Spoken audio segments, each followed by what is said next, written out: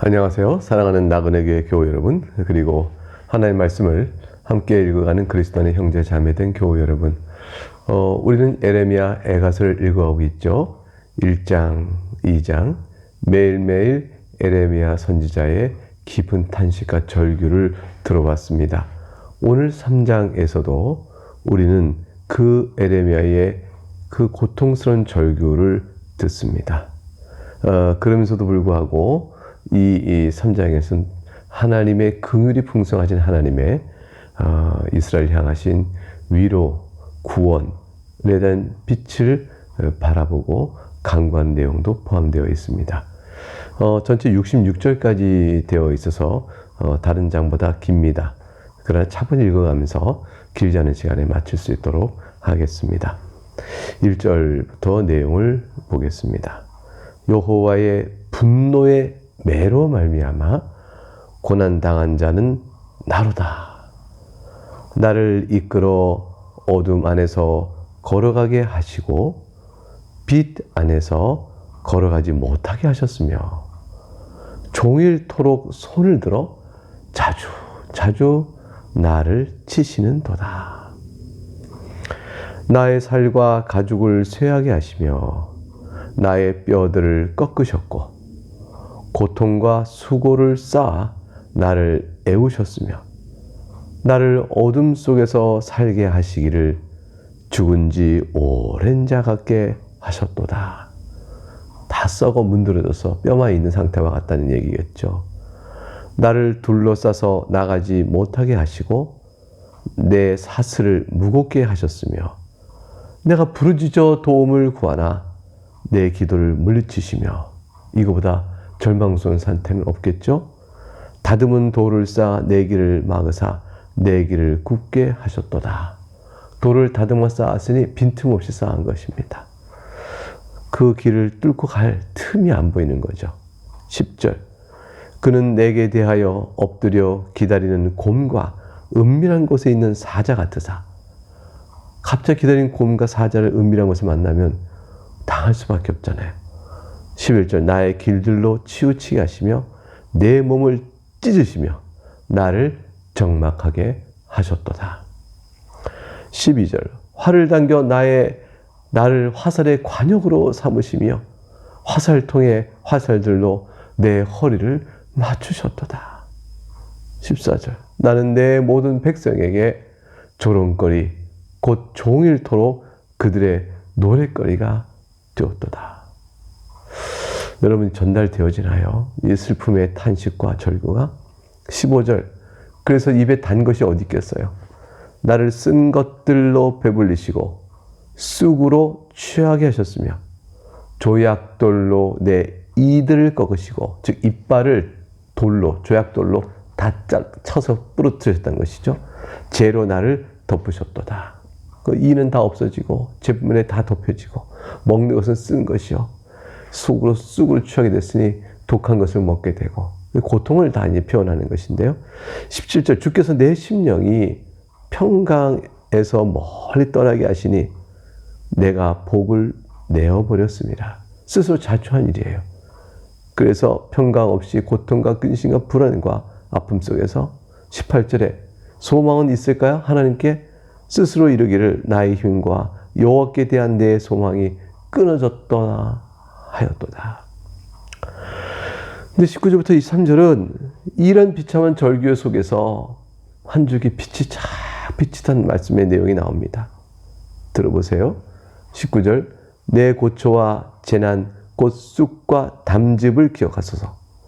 내 마음이 그것을 기억하고 내가 낙심이 되오나 이것들을 내가 내 마음에 담아두었더니 그것이 오히려 나의 소망이 되었사오면 어떻게 이렇게 될까요? 22절 하나님께 이유가 있습니다. 여호와의 인자와 긍휼이 무궁하심으로 우리가 진멸되지 아니함이니이다. 이것들이 아침마다 새로우니 주의 성실하심이 크시도소이다. 예레미야 애가 22, 23장을 3장 예레미야 3장 21, 23절은 유명한 구절이죠. 여호와의 인자와 긍휼이 무궁하심으로 우리가 진멸되지 아니함이다. 이것들이 아침마다 새로우니 주의 성실하심이 크시도소이다. 사랑하는 여러분, 우리가 우리를 향한 하나님의 인자와 긍휼, 그 무궁하신데 그것이 매일 아침마다 우리에게 새롭게 부어주십니다. 성실하게, 결코 취소됨이나 변경되거나 게으름 없이 성실하게 우리에게 부어주심으로 우리가 진멸에 당할 만한 죄악의 후스렁에 빠지지 않도록 이끌어 주시는 것입니다. 얼마나 감사한지요? 따라서 이런 상황 속에서 하나님의 선하심을 바라고 신뢰하고 구할 것을 공고하는 말씀이 41절까지 쭉 이어집니다. 24절 볼까요? 내 심령에 이르기를 여호와는 나의 기업이시니 그러므로 내가 그를 바라리라 하도다. 하나님밖에 바라는 게 없죠. 얼마나 우리가 하나님을 붙들면 되는 겁니다. 기다리는 자들에게나 구하는 영혼들에게 여호와는 선하시도다. 할렐루야. 사람이 여호와의 구원을 바라고 잠잠히 기다림이 좋도다. 사람은 젊었을 때 멍에를 매는 것이 좋으니 젊었을 때는 아직 기운도 있고 멍에를 메어도 다시 힘을 내어 회복할 소망이 있으니까 젊었을 때 고난과 죄의 짐과 그 어떤 것도 매는 것이 좋으니 28절 혼자 앉아서 잠잠할 것은 주께서 그것을 그에게 메우셨습니다. 그렇게 멍에를 메고 그럴 때는 돕는 친구 없이 적막하게 혼자 고립된 채 남을 수가 있어요. 혼자서 울고 탄식해야 되는 고통의 시간들이 있습니다. 그럴 때라도 주께서 지으신 멍에의 일지인데 자신을 오히려 그 시간에 성찰하고 회개하고 잠잠히 구원을 바라는 모습으로 나가는 것, 그것이 바로 위로와 소망을 바라볼 수 있는 길인 것입니다. 낙심하지 마는 거죠. 홀로 혼자 앉아서 있을 때라도 그때라도 잠잠히 적막하고 아무도 자신을 돌아볼 사람이 없고 친구도 도와줄 친구도 없는 상황이 될지라도 낙심치 말고 주께서 이게 메우셨구나 하는 생각 갖고 성찰하고 회개하고 주님을 바라보는 것입니다. 29절 그대의 입을 땅에 티끌에 댈지어다. 회개의 표시죠. 가장 낮고 겸비한 모습입니다. 혹시 소망이 있을지로다. 자기를 치는 자에게 뺨을 돌려대어 치욕으로 배불지어다. 징계에 매해 치욕을 그대로 감수하고 받는 것이죠. 이는 주께서 영원토록 버리지 아니하실 것이며 그가 비록 근심하게 하시나 그의 풍부한 인자하심에 따라 긍휼히 여길 것임이라. 얼마나 위로의 말씀이 되는지 몰라요. 그를 비록 근심하게 우리를 만드시지만 고통스럽게 하시지만 그러나 풍부한 인자하심에 따라 우리를 긍휼히 여길 것이라. 여러분 이 약속의 말씀을 꼭 붙드시길 바랍니다. 주께서 영원히 버리지 아니하십니다. 33절 주께서 인생으로 고생하게 하시며 근심하게 하시는 분은 본심이 아니하시라 그랬어요. 본심이 아니시로다. 이 얼마나 감사한 말씀인지 너무할 수가 없어요. 그럼 왜 우리 근심하게 하시나? 우리의 죄 때문에 우리가 죄를 깨닫고 악한 죄의 마음을 돌이키고 더욱더 하나님의 말씀에 순결한 삶을 살아가도록 우리를 더 성숙시키시고 하나님께 가까이 부르시기 위하여 우리에게 근심케 하는 겁니다. 불순종에 대한 죄값을 하나님께서 이렇게 치르도록 온 죄값을 다 치를 수는 없죠. 그러나 우리에게 징계매를 내리시는 겁니다. 그러나 하나님의 본심이 아니시니 우리를 돌이켜 끝까지 거룩에 이르도록 이끄시는 사랑이 하나의 본심이라. 그러니 하나님을 바라보라. 풍부한 인자심과 또 때에 따라 베푸신 긍휼을 바라보라. 영원토록 우리를 버리지 아니하실 것이라. 34절 세상에 있는 모든 갇힌 자들과 발로 밟는 것과 지존자의 얼굴 앞에서 사람의 재판을 굽게 하는 것, 사람의 송사를 억울하게 하는 것, 이게 다 하나님 기뻐하시는 일이겠어요? 다 주께서 기쁘게 보시는 것이 아니로다. 36절에 말씀하셨습니다. 37절 주의 명령이 아니면 누가 이것을 능히 말하여 이루게 할 수 있으랴. 지금부터 하는 말은 하나님 내게 주신 말씀이 아니면 누구도 할 수 없는 말이니 잘 들으시오. 잘 들으시오. 38절 화와 복이 지존자의 입으로부터 나오지 아니하냐. 하나님께서 우리의 생사 화복을 주관하신 분이 아니신가. 39절 살아있는 사람은 자기 죄들 때문에 벌을 받나니 어찌 원망하랴. 그러니 하나님께서 화를 내리실 때 까닭없이 내리시는 게 아니요 여러분들의 죄에 대하여 하나님이 징계하시니 징계를 받을 때인데 죄에서 돌이키시오. 원망하지 마시고 돌이키시오. 40절. 그러므로 우리가 이럴 때 어떻게 해야 됩니까? 스스로 우리의 행위를 조사합시다. 여호와께로 돌아갑시다. 우리가 어떠한지를 성찰하여 돌아보아 하나님께 회개하고 여호와께로 돌아가자. 41절. 우리의 마음과 손을 아울러 하늘에 계신 하나님께 들자. 손만 들고 형식이 아니라 마음까지 다 들어 올리는 거죠. 그래서 하나님을 바라보자. 42절. 우리의 범죄함과 우리의 반역함을 주께서 사하지 아니하시고 진노로 자신을 가리시고 우리를 추격하시며 죽이시고 긍휼을 베풀지 아니하셨나이다. 하나님께서 우리에게 진노하심은 우리의 범죄하며 반역함 때문인데 그래서 하나님께서 공의에 따라 사하지 아니하시고 진노 내리실 때 43절 진노로 자기를 가리신다는 것은 진노로 인하여 하나님을 뵐 수가 없다는 거죠. 하나님 진노를 내리시는데 그 때문에 우리가 하나님을 어떻게 뵐 수가 없어. 하나님 자기를 감추신 거예요. 우리를 추격하시면 죽이시고 긍휼을 베푸지 아니하심이라. 44절 주께서 구름으로 자신을 가리키사 하나님의 진노로 하나님의 진노의 구름으로 자신을 감추신 거죠. 기도가 상달되지 못하게 하시고 하나님께 이런 상황 속에 기도해도 듣지 아니하신 모습이 되어진 거예요. 그러나 여러분 이건 하나님 전혀 기도를 듣지 않는 것이 아니라 우리가 그때서 회개하고 돌이키는 징계의 때를 받을 때 그때 하나도 하나님께 엎드려 기도해야 합니다. 하나님 들으세요. 기도 상달이 못하게 하시고 라는 것은 죄 짓는 죄인들의 기도는 안 들으신다는 뜻이에요. 회개하는 자의 기도는 들으시죠. 45절 우리를 문나라 가운데서 쓰레기와 폐물로 삼으셨으니 46절 우리의 모든 원수들이 우리를 향하여 그들의 입을 크게 벌렸나이다. 입을 크게 벌린다는 것은 무슨 뜻인가요? 조롱하고 우리를 삼키려 하는 그런 악함의 모습을 보이는 것이죠. 47절 두려움과 함정과 파멸과 멸망이 우리에게 임하였도다. 딸 내 백성의 파멸로 말미암아 내 눈에는 눈물이 시내처럼 흐르도다. 내 눈에 흐르는 눈물이 그치지 아니하고 쉬지 아니함이여 여호와께서 하늘에서 살피시고 돌아보실 때까지니라. 나의 성읍의 모든 여자들을 내 눈으로 보니 내 심령이 상하는 도다. 내 성읍의 모든 여자들 내 눈으로 보니 왜 심령이 상할까요? 성읍에서 어떤 여자를 보기 때문에. 이것은 어제 읽은 2장 20절에 여인들이 그 성읍이 포위되고 양식이 떨어지고 비참한 상황이 되어지니까 여인이 자신이 낳은 아기를 먹는 참혹한 모습이 그려져 있었어요. 그 지경의 모습을 본 걸 의미하는 거죠. 여인들이 과부가 되고 아들을 잃은 어미가 되어지고 남자도 없고 여인들만 남는 상황이 되는 상황. 그런가 모든 죽음이 널브러진 상황. 먹을 것은 없고 결국 자식마저 먹는 상황까지 된 여인들의 비참한 모습을 내 눈으로 보니 내 심령이 어찌 상하지 않을 수가 있겠습니까? 이 정도까지 참혹한 모습을 좀 겪으면서 예레미야가 말하고 있는 겁니다. 52절 나의 원수들이 이유 없이 나를 새처럼 사냥하는도다. 그들이 내 생명을 끊으려고 나를 구덩이에 넣고 그 위에 돌을 던지며 물이 내 머리 위로 넘치니 내가 스스로 이르기를 이제는 멸절되었도다 하도다. 노아의 홍수 때 물이 다 덮쳤을 때 소망이 없는 것처럼 이제 소망이 없구나. 끊어졌구나. 멸절되었구나.